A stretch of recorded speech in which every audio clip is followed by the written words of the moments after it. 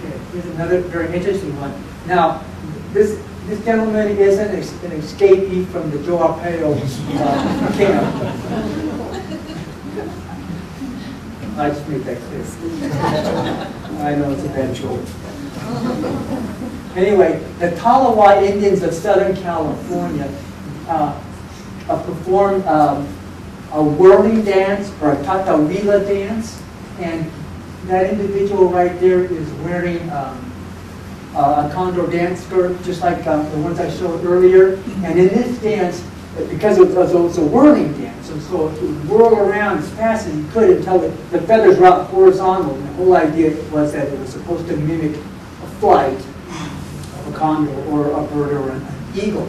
And it was performed in various ceremonies. A lot of times, ceremonies associated with the remembrance of a shaman or a chief.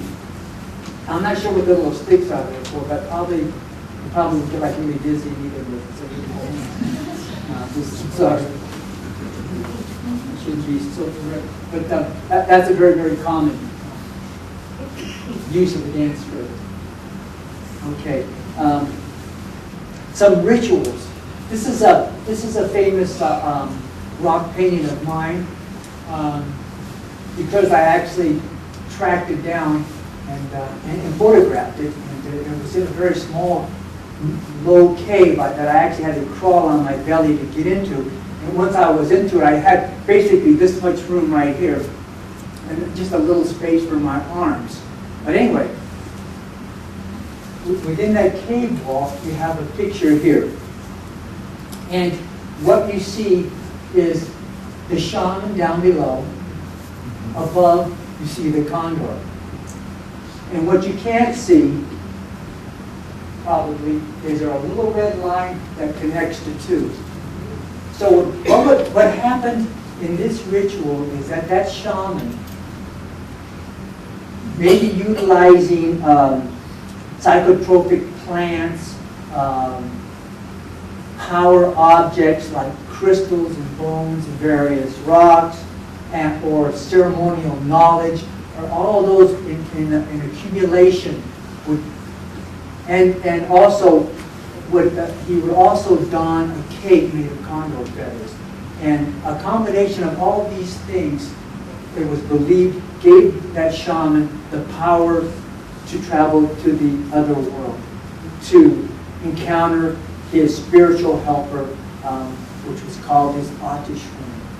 And the objective of making that voyage to the other world and accessing his Atishwin was to obtain those supernatural powers so he could bring them back to his people and hopefully utilize them in a very, very positive way. And so I think, I believe that's what's going on here. I can't say for sure, but I've seen this before, and it's very, very interesting, but I do know for a fact that ritual did happen all the time. Sometimes Atishwins would be represented by other animals too, mountain lions, bears, wolves, coyotes, and stuff, but condor is probably the most powerful Atishwin that a shaman could have. And the shaman had a condor for an Atishwin, knew that that shaman was a very powerful shaman and probably made these voyages to the other world on a pretty regular basis. But I think it's very, very neat. Again, this is that red ochre that they used for those paintings. Okay. Another really famous ritual was one that was called the panis. And panis is another word for condor. And this panis ritual was conducted by a lot of the Indian tribes in Southern California. And it was mostly to commemorate the anniversary of the death of a chief or a dance leader. And it was one of the few rituals, and that's why I've added it, where there was actually a sacrifice of a condor. And in this sacrifice of the condor, there was no bloodletting. The condor was suffocated. An individual would grab that condor and squeeze him tight, in essence, until he squeezed the life from him. But these Indians in Southern California believed in reincarnation when it came to the California condor. They believed that they were, in fact, sacrificing the same condor over and over again. again. It's interesting that the relationship between these Native American cultures in Southern California is somewhat analogous to the Hopi up on here in Arizona, because as you all know, they have the Hopis have a ceremony in which they sacrifice golden eagles. And these golden eagles are collected from nests that are located on the property of individuals or families of a village. And they, in essence, have a right to those over periods of time. Anyway, they collect a young bird, they take them, they tether them, and they feed them, and eventually they're sacrificed in a ceremony. And the Southern California Indians had the very same scenario for these California condors. So they were collected from nests that belonged to families within those tribes, which is pretty neat. There's a variation of this ritual in which some of the tribes claim that Panis, Condor, long ago was a woman, and that this woman ran off into the mountains where she accidentally ran into Chinichichi, which was the Great Spirit, and that the Great Spirit turned that woman into a condor. And so every year in the Panis ritual, that young woman will again be returned to the mountain from which she came with the sacrifice. Okay, as I was saying, you know, there's an absence of contemporary regalia utilizing condor feathers, and this is probably the only one that I know of that exists today. This Chumash elder utilized the dance skirt, but then also the cape that was used by using California condor feathers. And I was fortunate enough to be part of the process of getting him the feathers and helping put this dance regalia together. The word is regalia. You want to offend a Native American dancer, call his regalia a costume. So, just want to be PC. But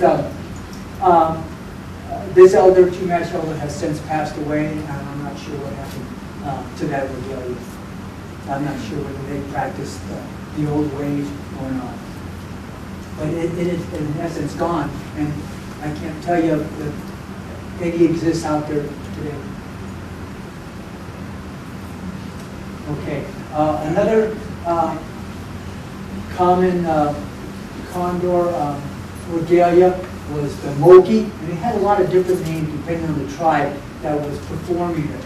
But it was kind of like the thing in the.